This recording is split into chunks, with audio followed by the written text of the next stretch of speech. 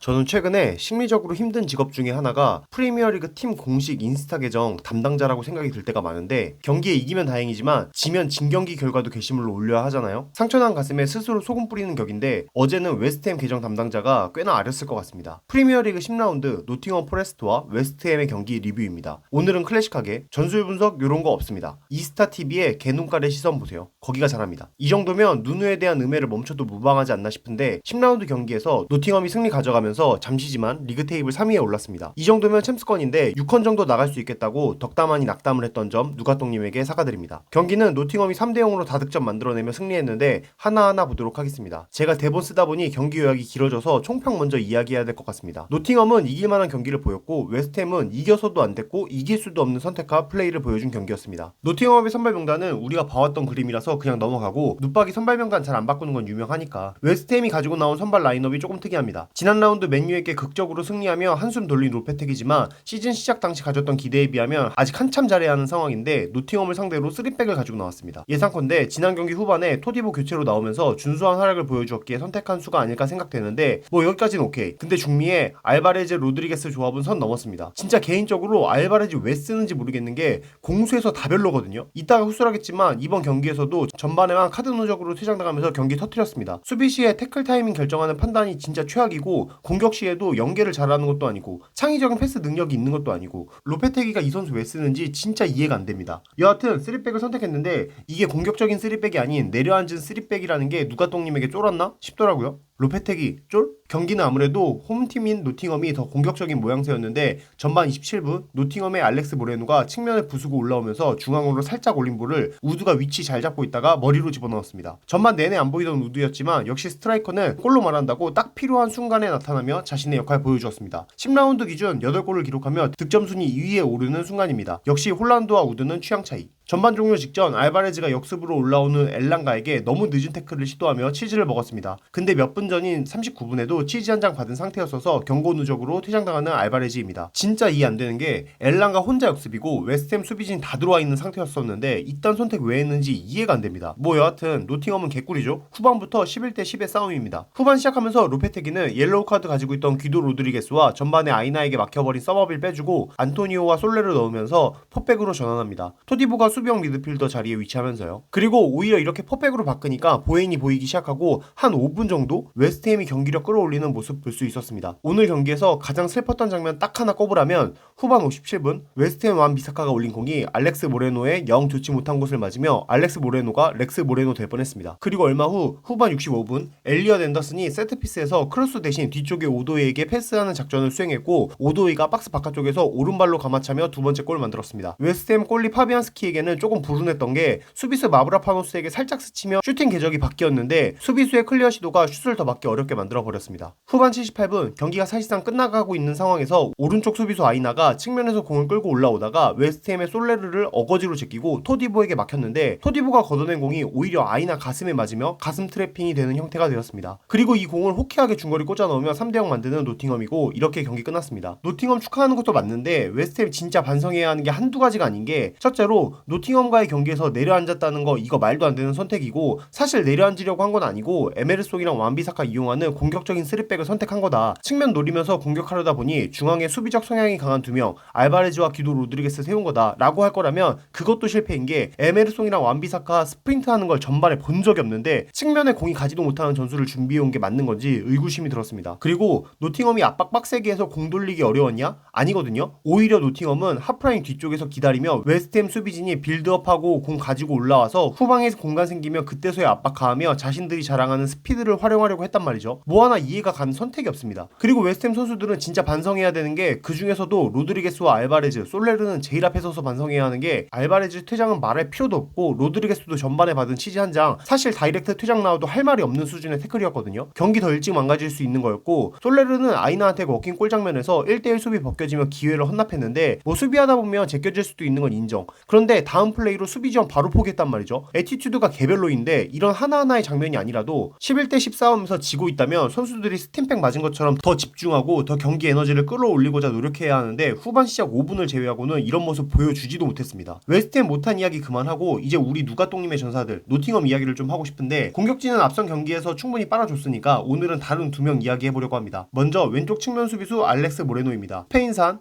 측면 수비수 모레노 라고 하면 리버풀 팬들은 약간 PTSD 오실 것 같은데, 알베르토 모레노 아니고 알렉스 모레노니까 안심하시고, 모레노가 측면에서 보여주는 활약과 그 활동량이 진짜 뭐 됩니다. 오늘 경기에서도 측면에서 활동량을 통한 공간 침투와 크로스, 어시스트까지 보여주면서 공격면에서 훌륭한 플레이를 보여주었고, 수비 시에도 본인의 알까지 내놓는 헌신적인 수비와 해머스의 전술적 키 역할을 해줄 완비사카를 훌륭하게 통제하며 상대 공격의 활로도 끊어주었습니다. 유의한 단점이라면 그가 아스톤빌라에서 임대되어 온 노팅엄 선수가 아니라는 점과 31살이라는 풀백치고는 조금 많은 나이가 단점이라면 단점인데, 어쩌면 이번 시즌 윈나우를 지향하는 것으로 팀 운영 계획을 바꿔야 할지도 모를 노팅엄 입장에서는 이런 단점은 신경 쓸 필요가 없을지 모르겠네요. 또 한 명의 선수는 예이트입니다. 노팅엄이 사랑하는, 그들이 키워낸 노팅엄 유스 출신 예이트가 확실히 이번 시즌 한 단계 성장했습니다. 사실 이번 시즌 예이트가 누누의 첫 번째 선택이라고 생각되지는 않았는데, 리그 개막전인 본머스와의 경기에서 다닐루가 갑작스러운 부상을 당하며 예이트가 교체로 들어오기 시작했거든요. 근데 그 경기에서 훌륭하게 다닐루 빈자리를 채워주면서 주전 라인업에서 자리를 잡고 있는 모양새입니다. 처음에 예이트 봤을 때는 맥토미니 냄새가 좀 났습니다. 클러치 능력도 있고 위아래로 많이 움직여주는 미드필더에 사이즈가 작지도 않아서 헤딩 경합이나 중원에서 몸싸움도 가능한 유형이니까요. 사실 중앙 미드필더가 제어프나 브루노 페르난데스, 라이스 같은 선수들 아니면 상대 미드필더 견제 잘해주고 볼백업해서 실수 없고 간간히 중거리도 좀 날려주는 역할 아니겠습니까? 그런데 이런 걸 다 잘하기 어려우니까, 말이 쉽지 이거 다 하려면 진짜 바쁘니까 좋은 선수 찾기가 어려운 건데, 예이트는 이걸 다 잘해내고 있습니다. 노팅엄 수비수 무릴로와 밀렌코비치는 빌드업 시 꽤나 올라오는 경우가 많은 수비수들인데, 이 수비 라인의 백업도 잘해주고 공격 시에는 성실하게 움직여서 공간도 만들어주고 볼백업도 괜찮고 정말 러블리한 플레이 보여주고 있는데, 앞으로 러블리 예이트라고 불러야겠습니다. 여하튼 노팅엄의 상승세가 무섭습니다. 만약 오늘 저녁 경기에서 빌라와 첼시가 승점을 쌓지 못할 경우 10라운드 종료 시점으로 3위를 지킬 수 있는 승점입니다. 지난 시즌 간신히 강등권을 면한 팀이라고 보기 어려운 모습을 보여주고 있는데, 우리 누가똥님이 언제까지 이런 상승세를 이끌고 갈 수 있을지 기대해 봐야겠습니다. 여하튼 오늘 영상 여기까지고요. 지금까지 추가지금이었습니다. 감사합니다.